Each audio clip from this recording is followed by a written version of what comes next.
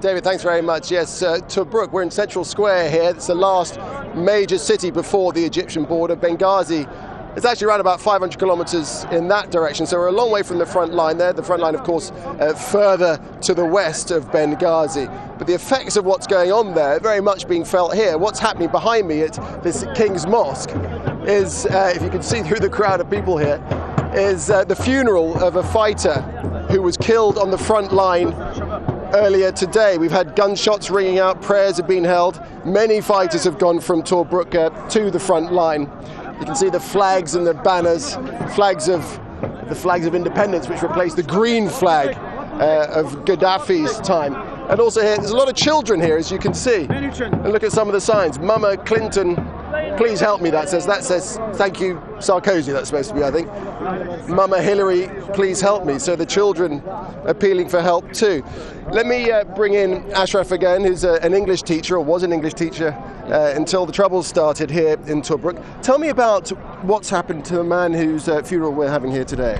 Yes, as his family have told me right now that they have been a volunteer as a member of ambulance there, and suddenly the explosion beside them, he died, and his friend is injured right now in the hospital right now.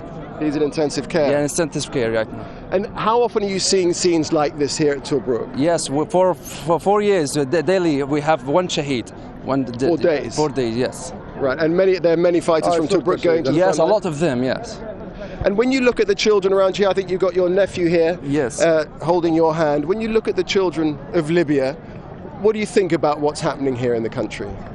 For the future of Libya. Yes, we have a mystery. We live in mist for 42 years ago, but I'm sure that the next will be not the worst. It would be good. I don't know. So you believe things will get better? Well, I'll come back to you in just a second. I just want to give you a little update of what we've been hearing about the latest. That's gunfire just in memory of the man who died. It's going off randomly throughout the afternoon.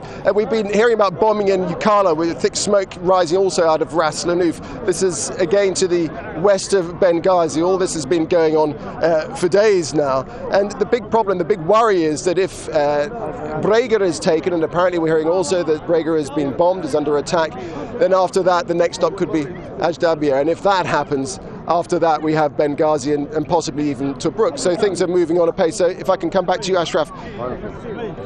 The Gaddafi forces are making progress. There doesn't seem to be any doubt about that. I don't think anybody can argue about that. So what are you going to do if he makes progress as far as Benghazi and Tobruk? Yeah, if we have million people here in Libya, so he needs million soldiers to control Libya, because he has weapons that far outweigh what you've got here. If he has a weapon, he may free MISURATA or Sirt or ZAWIYAH.